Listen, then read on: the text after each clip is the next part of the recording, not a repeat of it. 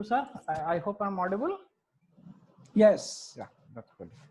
Uh, Thank you, sir, for wonderful introduction of mine. I don't know whether I really deserve it or not, but definitely I take this opportunity that I thank you also for giving me this opportunity that I can share what I know about library science with the participants of this webinar. Coming to your experience with BHU library, yes, that marble book is still there. Okay, and still that couplet is still there. साकी के मोहब्बत में दिल साफ हुआ इतना जब sir को झुकाता हूँ शीशा नजर आता है. Yeah, even I used to feel that why this couplet is here and what exactly this meaning of this couplet, as far as I understand, is see, the library is a place where we sit and study. Okay, and when you study with a very pure heart and with your you know uh, with concentration and all that, leaving other things apart, okay, then you really get to know the subject. Okay, then you really get to know the insight. Other thing also, if I look into, is see, it overall it is like it is related to the moksha. Okay, if you get into the deep study, deep meditation, then you get to know yourself very clearly as you see things in mirror. Okay, so probably these are the meaning. This is what I understood out of that couplet. uh, Now, anyway, I'm really happy to know that I never knew that you are a BHU alumnus, and our library and our department is the right place behind the Department of Zoology. Okay, so with this introduction, I would start my presentation about knowledge management, especially about know-how for the librarians, because many times in when we talk about knowledge management, we say it is our cup of tea. Okay, because we had been dealing with books, we had been dealing with knowledge, or we had been dealing with the containers of knowledge in library. So keeping these this situation or the environment we already worked, we claimed that it is our cup of tea when the concept came. Okay, I started hearing about knowledge management sometime in 1998. Okay, probably that time only I entered in the profession, and 99 I had been to DRTC, and then we started hearing about there is a new concept called knowledge management or something like that. And I did some study in the beginning itself and get to know some idea about knowledge management, and based on my experiences on knowledge management, uh, I have my own apprehension uh, whether it is completely our cup of tea. Okay, because many of my friends, they have worked in many prestigious multinational organizations, and they are involved with knowledge management team. And when we talk about knowledge management team, it is not only librarians. Normally a knowledge management team is led by a management guy. Okay, and I have seen that in knowledge management team, you have people from knowledge management, you have people from computer science background. Of course, there are librarians, one or two there in the team. So with this introduction, I would start my this presentation on knowledge management know-how for librarians. First of all, we start with the basics. What is knowledge management? Okay. Uh, in fact, knowledge management is a management process, as I understand, to ensure organizations knowledge needs are met.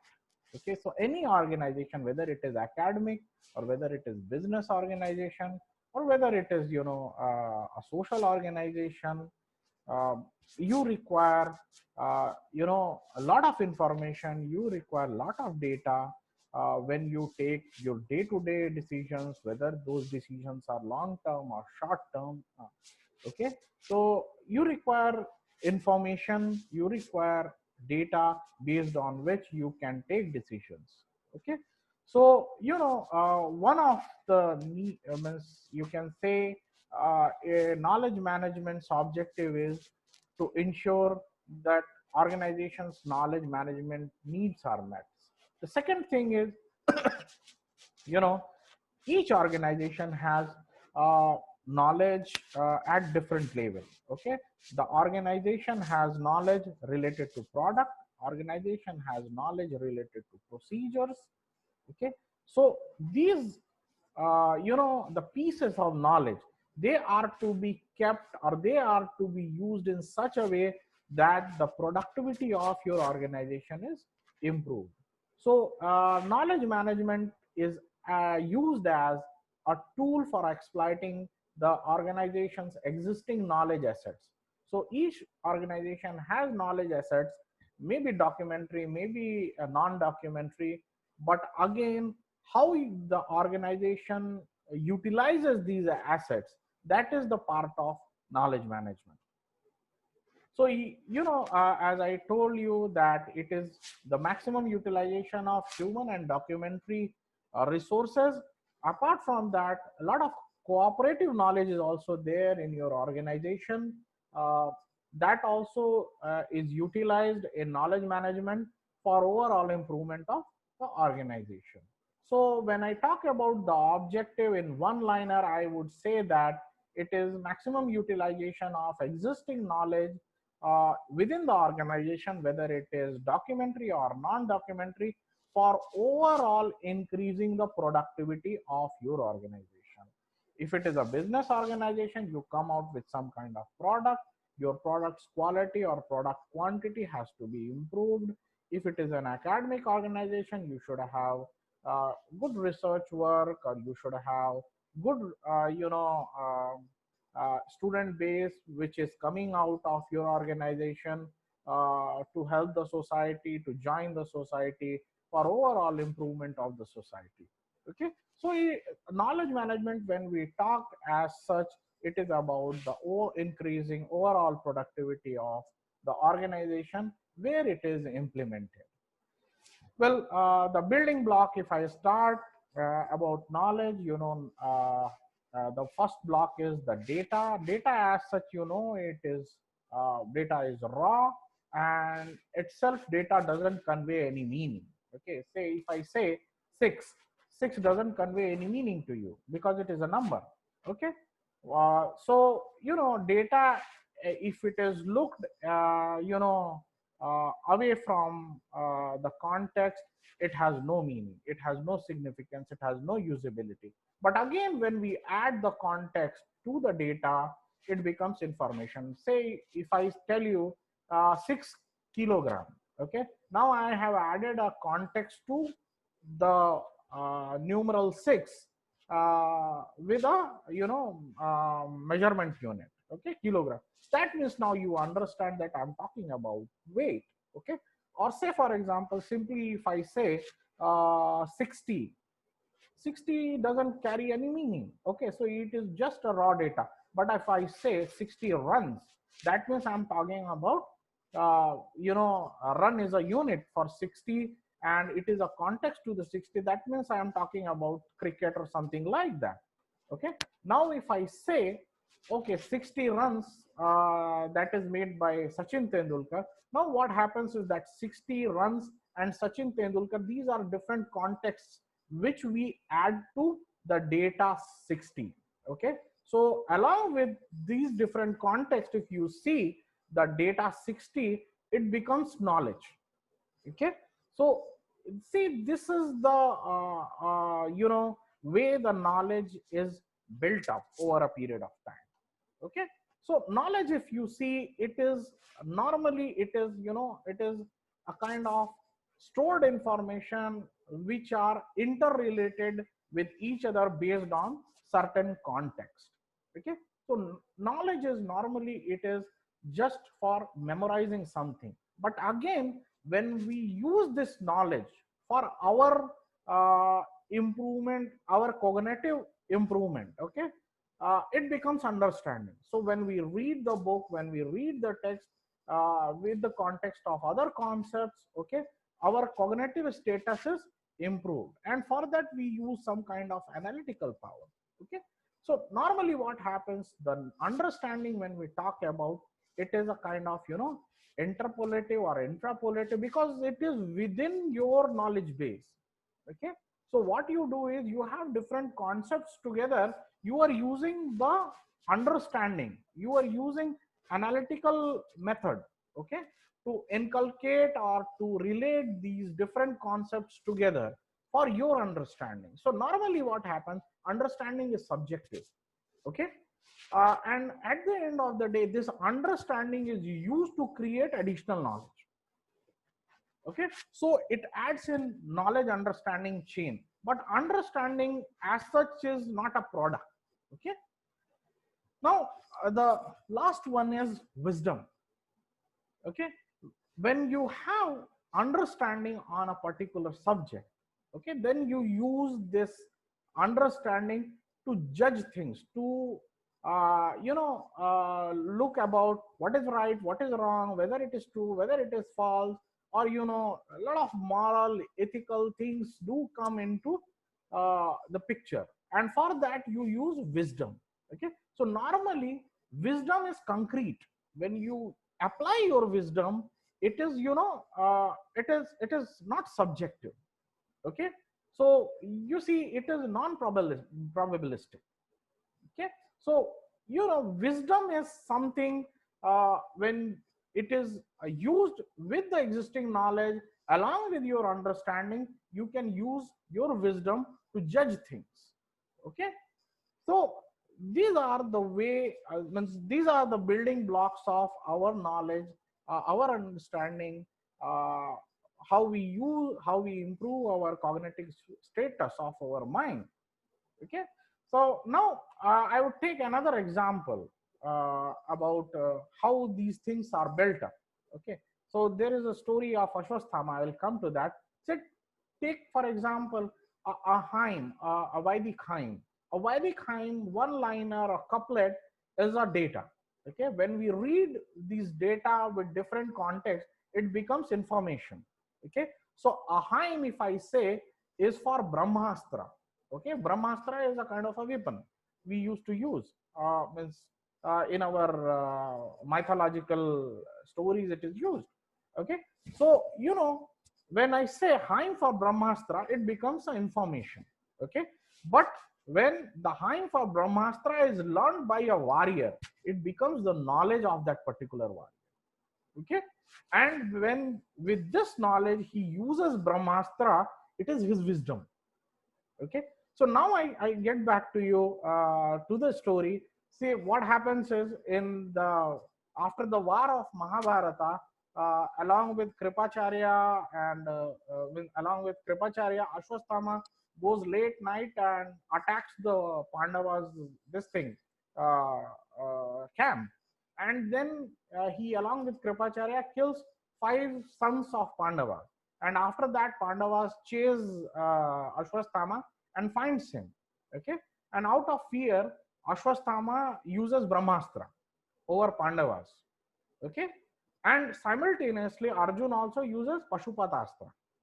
So what happens is, both are fatal weapons. So gods get in between, and then they say, no, you both take your weapons back, it is not allowed in the war. So now what happens, Arjuna takes his Pashupatastra back, but Ashwasthama doesn't know how to take his Brahmastra back. So his knowledge was, his knowledge was not complete. And see, his wisdom was affected. Okay, so now because of this reason, Ashwasthama is always treated as a cursed person. Okay, So, this is the way, when you use your wisdom with the proper understanding and knowledge, it becomes very fruitful in your day-to-day decision making. Now, coming to this transformation from data to information, from data to wisdom, if you go, there are different steps. There is data, information, knowledge, and wisdom. And this chain, along this chain, connectedness is increased and understanding is also increased.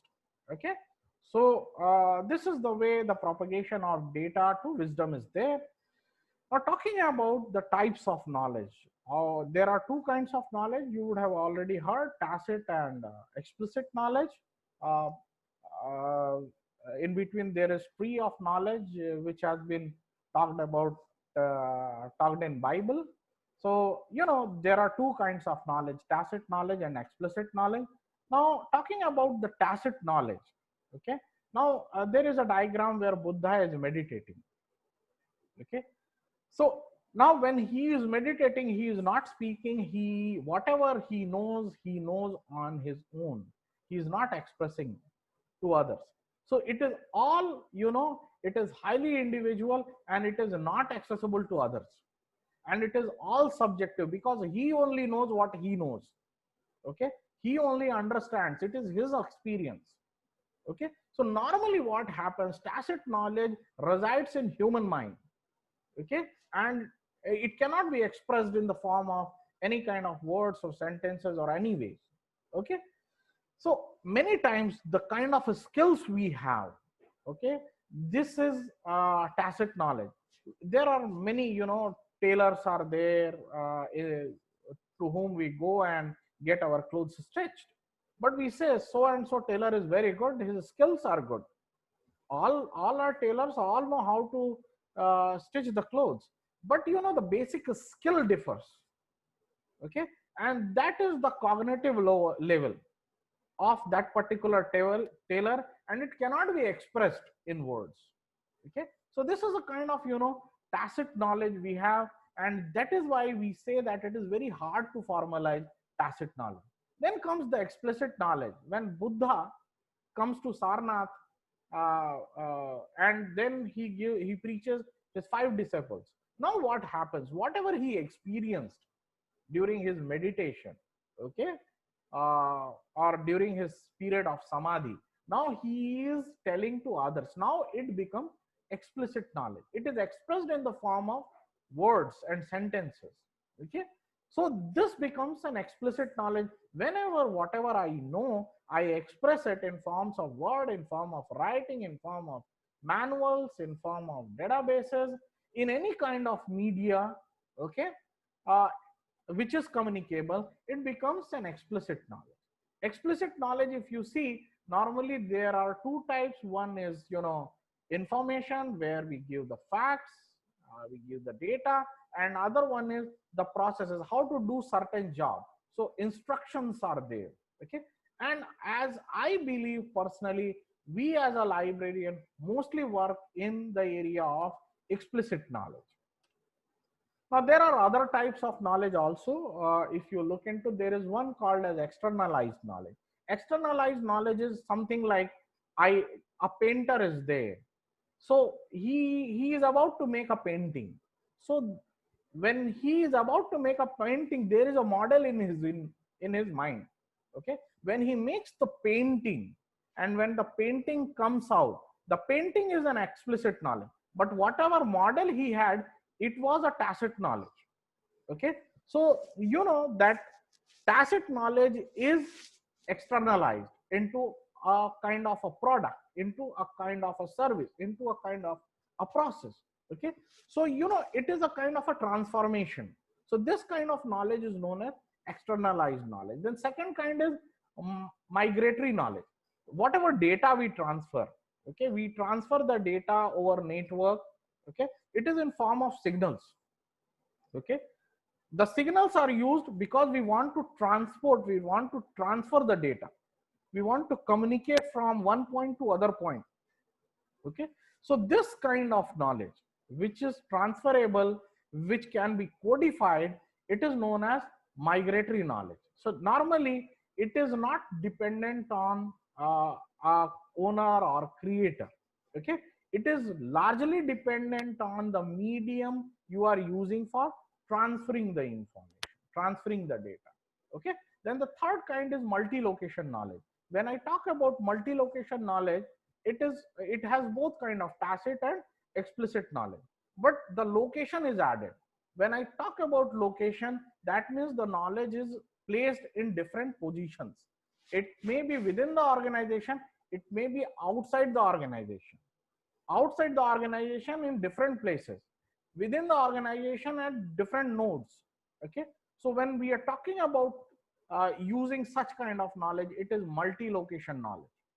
Okay, so it can have tacit as well as explicit, both kind of knowledge, but ultimately when you use this multi-location knowledge, the final conversion is a kind of explicit knowledge, because ultimately you are using this all knowledge to prepare some kind of product, to prepare some kind of service. Okay, when you come out with a product or service, it becomes a kind of explicit knowledge. But what really we do with knowledge management? Okay, we store knowledge in a repository. Okay, when we store knowledge in repository, it is one act of, or we create a kind of knowledge base which can be accessible for different people. Okay, so that means whatever you store knowledge, it is shared across the organization. Okay, not only that, within the organization there is there are different kinds of skill which are inherent in different people. Okay, different stakeholders of organization. Okay, those skills are, they are not in a form of explicit knowledge, neither in documentary or any kind of form. Okay, so the idea of knowledge management is to bring out this introvert knowledge to a kind of explicit knowledge. Okay, so ultimately when you have a knowledge base, people would use this knowledge base for self learning. Okay, and ultimately the idea of knowledge management is knowledge should be shared across equally within the organization. Now, talking about why do we do knowledge management, as I told you, sharing of information to make decisions, access to information, overall economy, and value addition.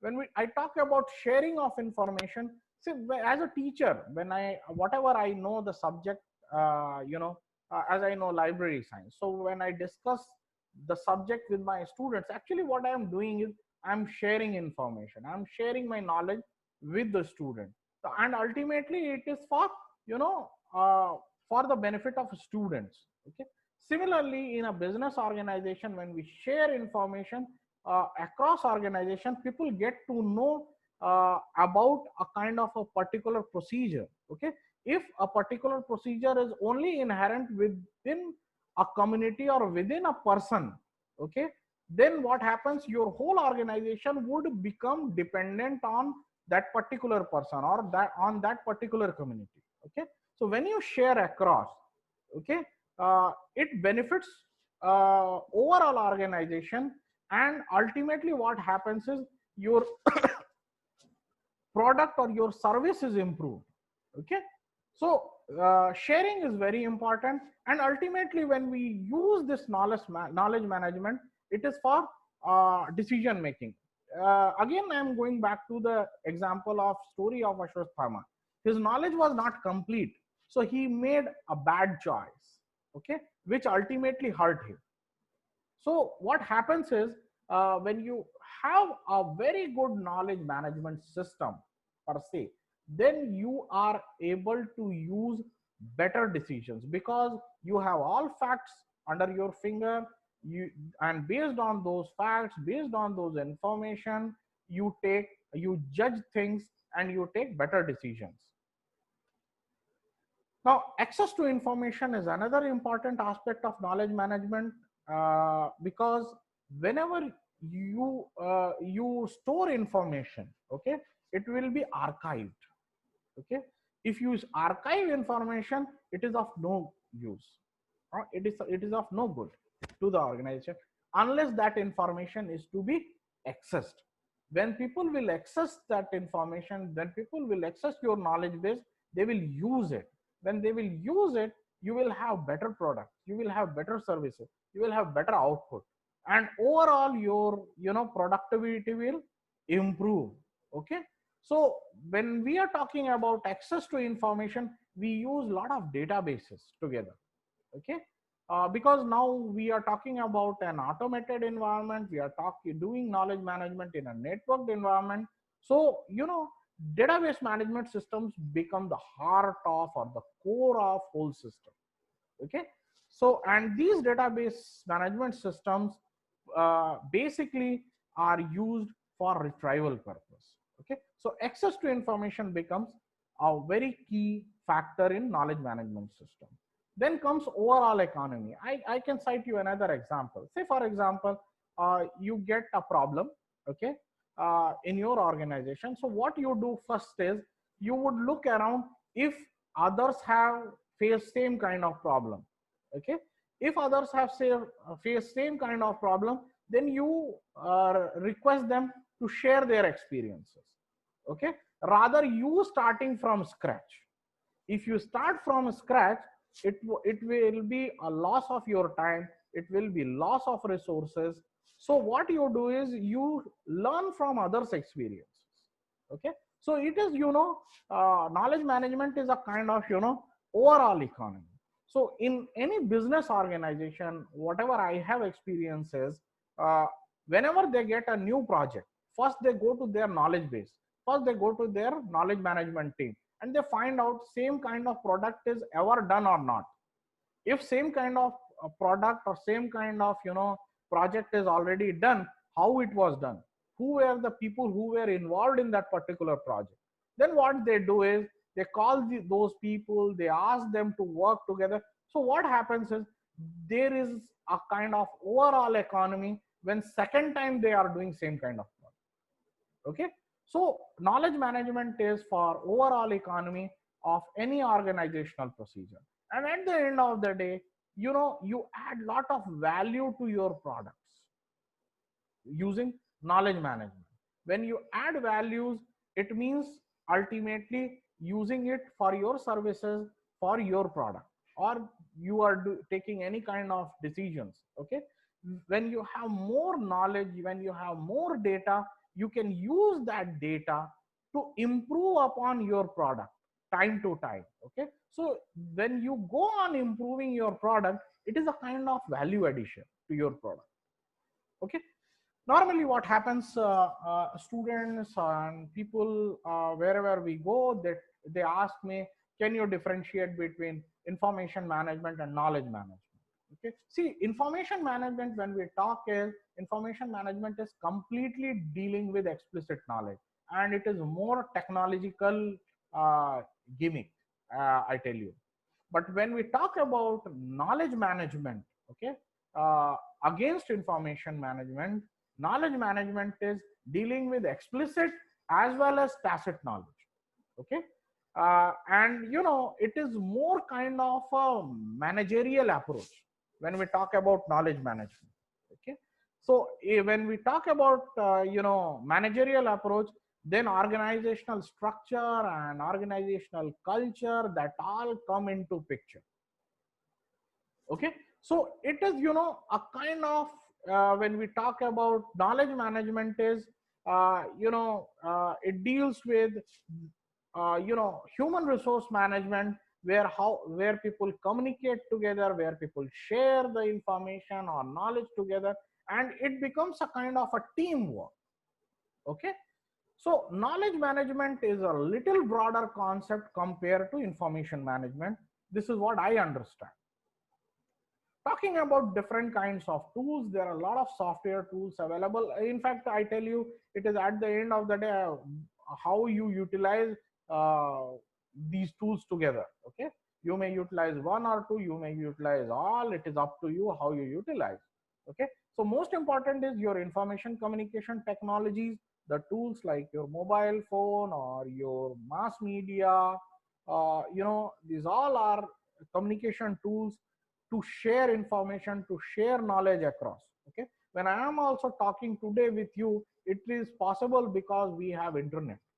We have very good internet connectivity. We are using information ICT technologies for communication. Okay, so you can have mass media, you can have P2P, you can have database management systems. There are a lot of hell lot of tools are there, hell lot of softwares are there which you can use for your work. There are proprietary, there are open source software you can use for storing information or storing data of your organization. In addition to this, nowadays your Web 2.0 or social networking is becoming a very powerful tool. Okay, you can use wikis, you can use blogs, you can use Facebook, you can use YouTube. So there are, scores of tools. Okay, it is at the end of the day your imagination how you are going to use these tools. You have group pairs like we are using Zoom app or your Google Meet. Okay, so these are the tools we use for discussions or meetings and all that. Okay, so this becomes group where also is very important means tool or component of your knowledge management systems. And data warehousing is, it is uh, it is heart or it is core of your knowledge management system. Because what happens is with a data warehouse you can connect different knowledge bases together. Okay, and then you can query these knowledge bases, you can pull out information from these knowledge bases, you can pull out the results which you would be using. Okay, so now there are a lot of solutions available over internet. Normally these are priced, otherwise you will have to do on your own within your organization. Okay, so you have a lot of cloud based applications for data warehousing which you can use in your organization. Now another means some of the other tools, when we talk about is integration of your information completely in your organization. So what you do is you use data warehousing for that. And for that, there should be standard method of storing the data. Okay, structuring of data. Unless you structure your data properly, you cannot really use that data, you cannot really query that data. And most important, when you have different knowledge bases which you are using in your data warehouse, okay, you require a very good interoperability. So standards become key in this environment. Okay, so when you have an interoperable system, you can generate, you can filter out data from different knowledge bases for your particular query. Okay, so when you are using this kind of data warehouse, the sources can be within your organization, the sources can be outside your organization. Okay, so say for example, if you have to you are pulling out data about the location from the knowledge base of within your organization. Say for example, a class is happening or a meeting is happening in a campus. Okay, so you give the location of the campus to the participants, and then what happens is from Google Map you take the data or you can circulate the map of the location. Okay, so Google Map is an external source, whereas the location is stored in your internal database. So you can use both kind of, you can integrate internal and external sources together using means within your framework of data warehousing. Then another important tool which you can use is the techniques of knowledge creation. Okay, the first thing which is very important is scanning. When I say scanning, scanning doesn't mean scanning the document. Okay, scanning your environment where your organization is functioning, scanning your competitors, okay, with whom you are going to compete. Okay, scanning the need of the users. Okay, accessing the need of your user. These all are environmental component which you really need to scan when you are doing a knowledge management, or you are creating a knowledge base, or you are building a knowledge management system for your organization, and you need to identify different components. Then comes when you have these data together, Then data mining and analytics come in picture, and presentation, forecasting, and all that come in picture. Then another approach of knowledge creation, method of knowledge creation is simulations. Within organization, a lot of researchers go on, a lot of experiments they keep on doing, a lot of simulation studies they keep on doing. The findings of those simulation studies are also to be recorded. These are created knowledge within your organization. Okay. Then comes the content analysis. Content analysis means how the means looking into the content for syntactic and semantic meaning. When I say syntactic, that means what is the structure of your document, what are all different components of that document, what is the framework of that particular document, what is the media, how it has been expressed, and so on and so forth. These all do come in syntactic structure. But when we talk about semantic content analysis, what is the inherent meaning of that particular document, what exactly that document contains, that all has to be analyzed. And these are created knowledge within the organization. Now, talking about how the knowledge is being shared across. Okay, so the first thing is, when the project is done within an organization or a product is created, what we do is a kind of after action review. It is basically a kind of a evaluative study. Whether you have created a product or whether you have prepared the document, it is up to the mark. Whether it has achieved what it was desired, okay, how we can further improve. These are all questions you answer in after action review. Okay, and it is a kind of it is shared across a group of people, sit together and they evaluate together. Okay, this is a kind of a sharing knowledge, and findings of this AAR meeting is shared across. Okay, then comes sharing your best practices. So say for example, within your organization, if somebody has prepared or derived a new technique, okay, now that new technique has to be popularized across because it is economic. Okay, and it gives a better quality output. So what happens, that has to be popularized. Okay, that has to be shared.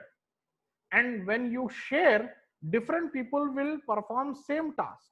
Okay, you may not have same kind of output from different people, because we always know, when we come out with when we do cooking within our house, one person prepares a very good tea, say other guy prepares it is not up to the mark, or the taste may differ. Okay, so what we do is, when we are working in organizational setup, we do a kind of benchmarking. Okay, you standardize the procedure. Okay, and then if different people are doing same task, okay, they should come out with same output. Okay, so that benchmarking has to be done. Then comes community of practices. This is very popular practice, especially in open source environment, software development. Okay, so what happens is, there are different people, they come together with same kind of interest. Okay, so they engage mutually and evolve a product over a period of time. So what they do is, they share their work together.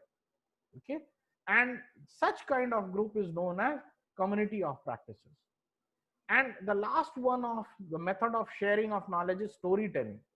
One of the very good example is, in our library parlance, I give it as human library.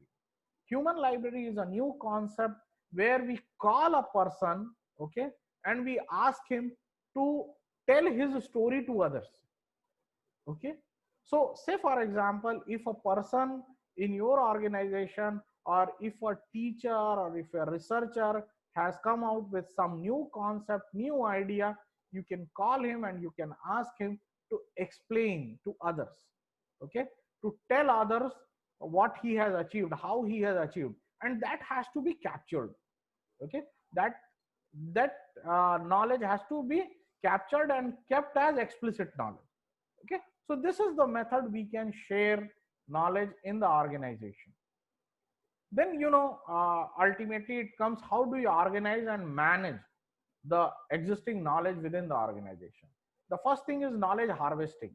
Okay, so what happens is, what you do is, quickly you convert the top performance experience into knowledge asset. If somebody has achieved something, you immediately record. Okay, you call him, you ask him, you tell your story, and then you record it. Okay, so when you record it, it becomes explicit knowledge, and now what happens is, it is a knowledge asset for you. Okay, the person itself is a knowledge asset. Okay, apart from that, whatever he has achieved, okay, his experience also you have recorded. So what you did is, you have harvested the knowledge. Okay, then comes knowledge auditing. You determine the existing potential of knowledge within the organization. What knowledge is already available in your information, in your organization, how it is being used across, what are all the difficulties are there. That also has to be done time to time. See, knowledge audit is not one time activity. It is a periodical activity which you go on doing within your organization. And when you realize that these are different knowledge bases, these are different knowledge assets, then you map them.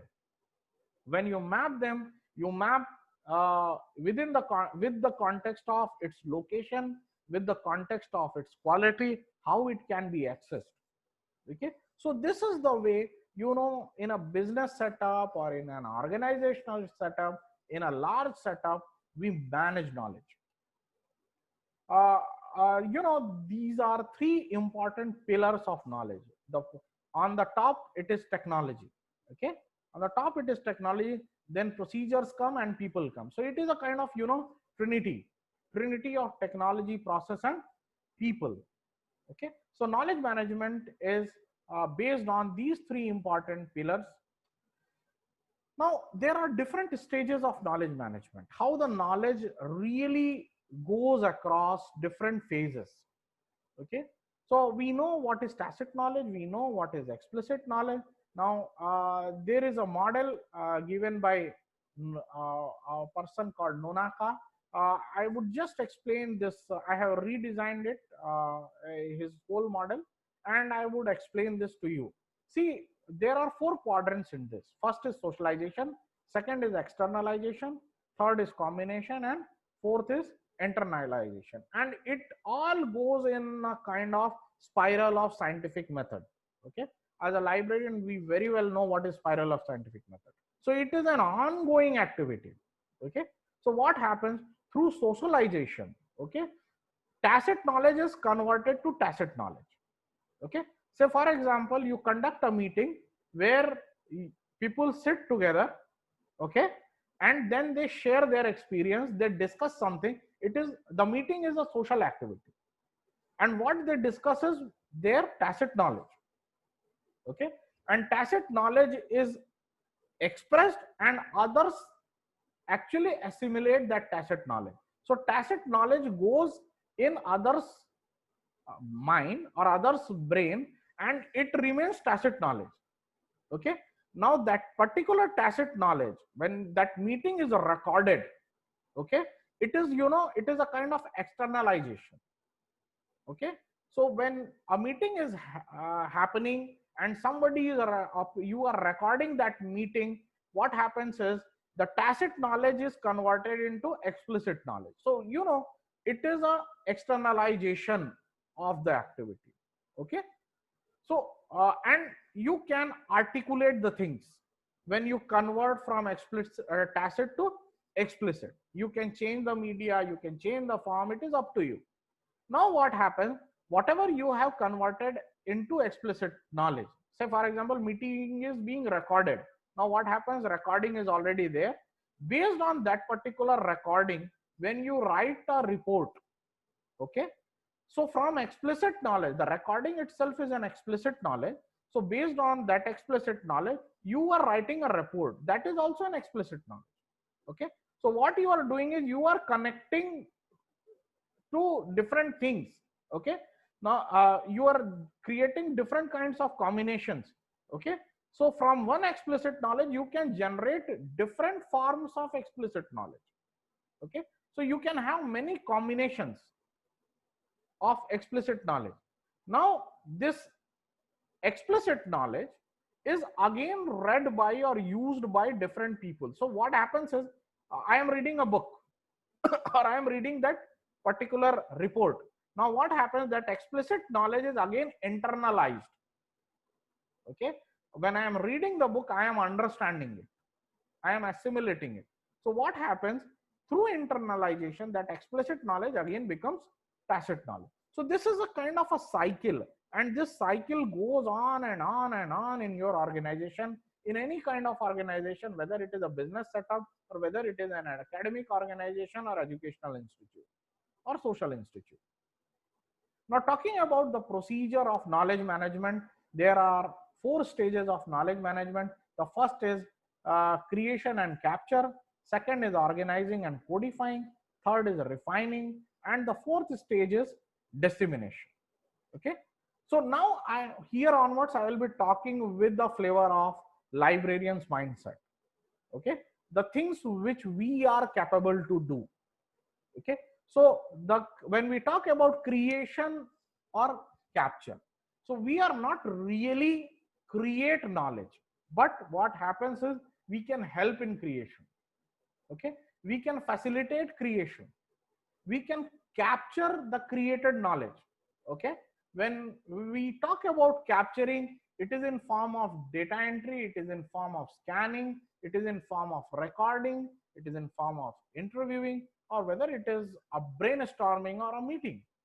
Okay, so normally what happens is, uh, you know it is a kind of, dealing with primarily with tacit knowledge, although it is also acquires explicit knowledge.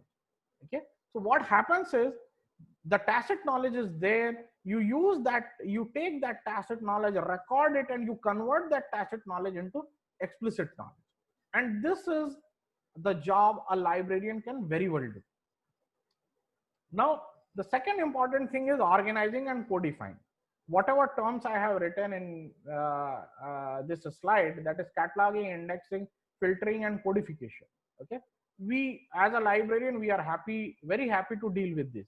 Okay, cataloging we are doing. I mean, it is our age-old process, and we are expert in that. Indexing, we are expert in that.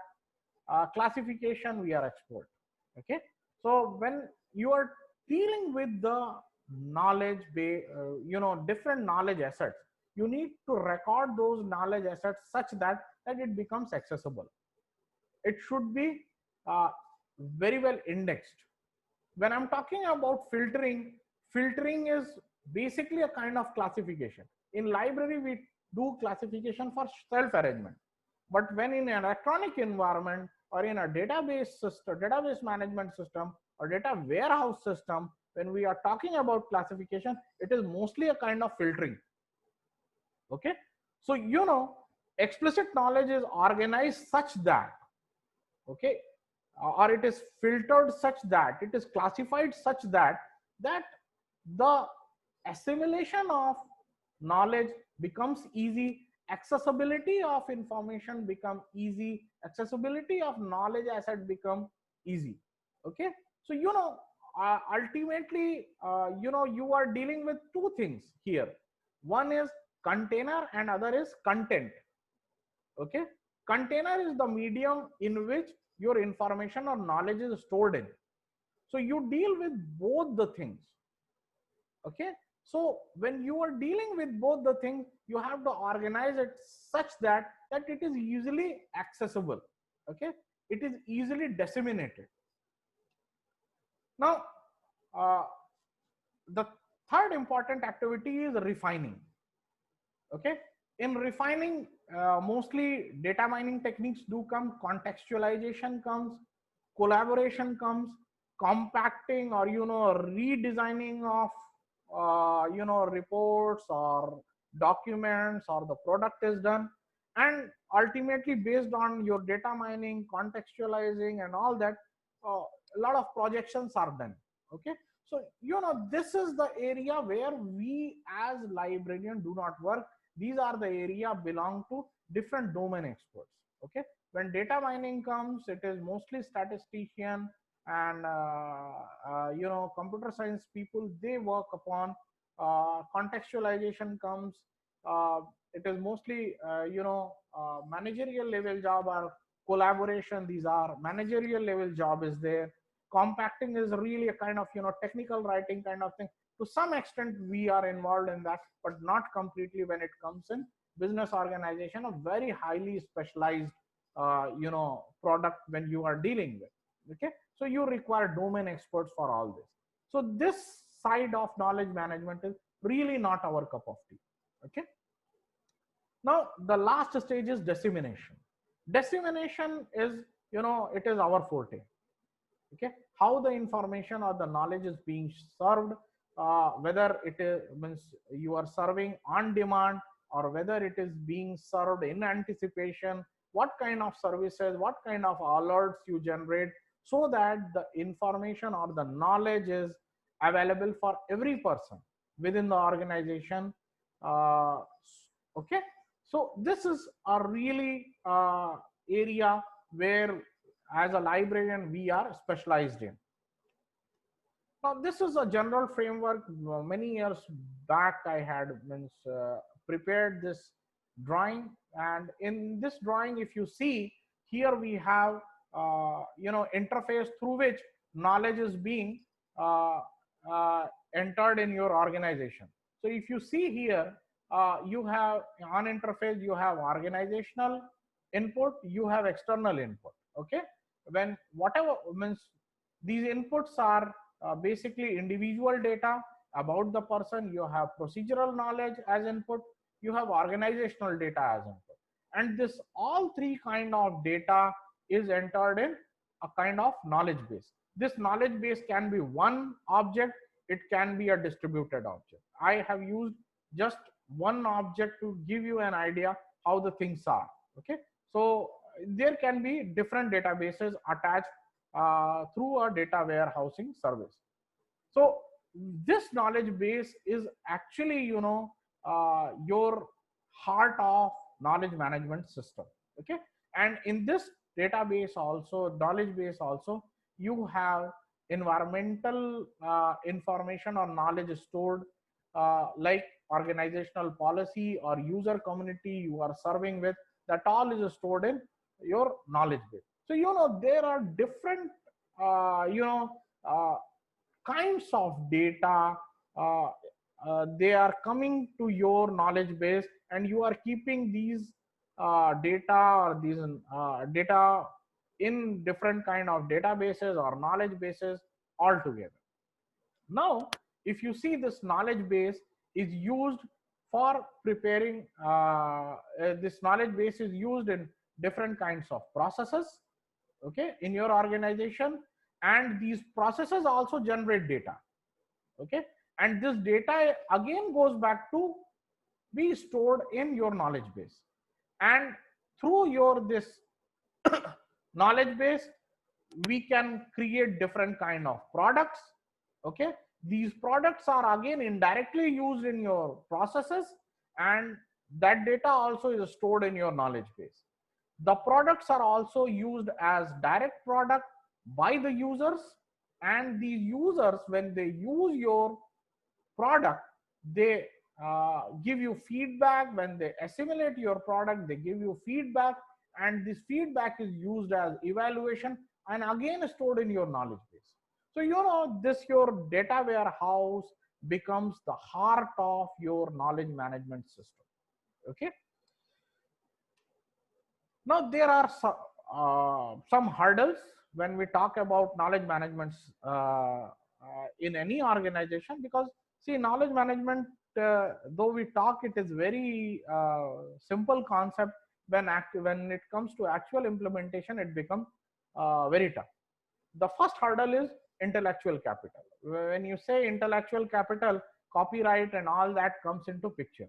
Okay, and for that, if I have prepared a product, why I should share with people?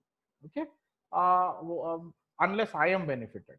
So it is really related to the culture of your organization. What is the culture of your organization?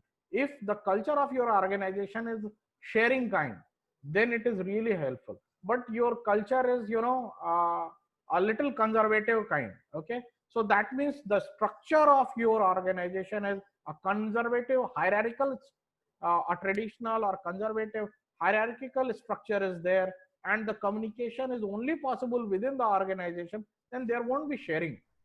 Okay, so it largely depends on your structure, it largely depends on your culture of organization.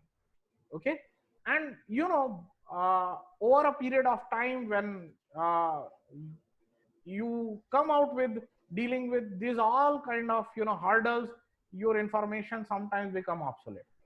Okay, so obsolescence of information, obsolescence of knowledge is also kind of hurdle. So you need to use right information at right time, you need to use right knowledge at the right time. Okay, so otherwise it becomes obsolete, it becomes unusable. Okay, if I give you information when job is already done, okay, then it has no meaning. Okay, so for that technology becomes a very important tool, because it the information communication is, it facilitates a very good information communication across different nodes. Okay, so you can connect people together and use technology for sharing of knowledge, for sharing of information, for communication purpose across your organization. Okay, so technology, what happens is, again, change of technology is very uh, uh, uh, very fast. Okay, technology changes very fast, every 6 months you see a lot of changes in the technology. So when you are using your knowledge base, time to time you have to upgrade your database, time to time you have to upgrade your hardware, time to time you have to upgrade your software, time to time you have upgrade your service. So this also is a kind of hurdle. Not only that, you require a lot of infrastructure for that. Okay, and when you are talking about infrastructure, it requires a lot of money. Okay, a lot of finance to be pumped in.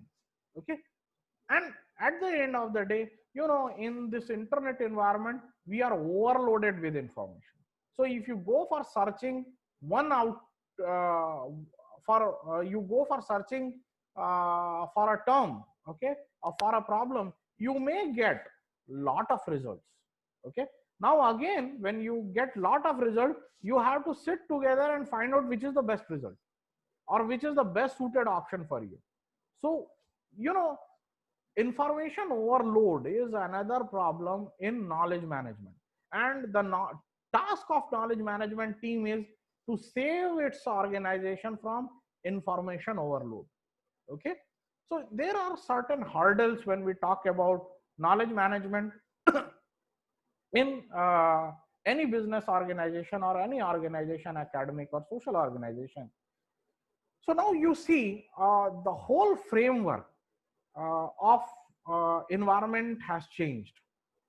Okay, now especially when in this environment of pandemic, you would see that now people are not meeting in person, but we are, it doesn't mean that we are not meeting, we are over phone, we are over uh, Zoom app, or we are over YouTube, and it's not that activities are stalled, still we are communicating to each other, we are working together, and products are out, discussions are being done, researches are being done, a lot of creativity you can see. Now you see things are there.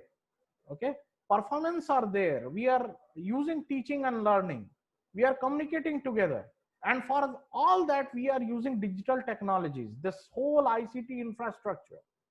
Okay, so see, input is still our tacit knowledge or explicit knowledge, whatever we had. Okay, but only thing is, now we are using this digital technology for converting the tacit knowledge into explicit knowledge. So now you see the output has changed. The output is multimodal objects.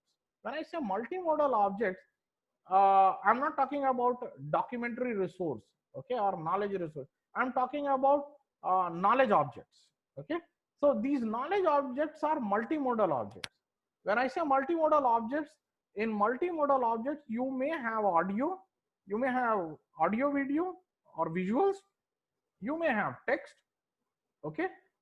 So in one object, you have many media all together. Okay. So you, in one knowledge object, you can use different methods of communicating. So you ultimately are dealing with multimodal objects. We are in an area where it is multimodal learning. When I'm teaching my students, okay, online, so I am using, PowerPoint. Simultaneously, if it is required, I'm going to internet also and showing them the actual screen of internet, how to search or whatever service I want to show them. So the learning has changed. Okay. If it is required, I am giving them assignments online, I am giving them text online through files and all that, and they are reading it. So method of learning has changed, method of communication has changed, that also has become multimodal. So we are living in a kind of multimodal ecosystem. It is no more like good old documentary traditional sources where people used to have one-to-one communication or one-to-many communication within a room. No, it is no more like that. It has been changed. The ecosystem has changed. Your overall publishing has changed. I am recording, I am giving this lecture within a minute. It is within a second. This is streamed on Facebook and it is being published. Okay. So the environment has changed, and as a librarian we are working in such an environment. As a knowledge managers, we are working in such an environment, and we have to deal with all this. Okay. So challenges are many. Challenges are many. First thing is, you have to deal with the technology, you have to deal with the people, their temperament. You have to keep pace with the learning and assimilation of that knowledge of different stakeholders within your organization. Okay. So the whole framework has changed, and in this environment we are really working with a concept of knowledge management. Probably with this whole pandemic environment would again change our existing concept of knowledge management, and it will bring to new heights where probably librarians or the knowledge managers like us will have more role to play in future. With this remark, once again I thank RP Kumar sir and Mr. Abbas and Informatics India for giving me an opportunity to discuss what I know about knowledge management with you all. I would certainly like to take questions, and I would love to answer those questions. Thank you, one and all.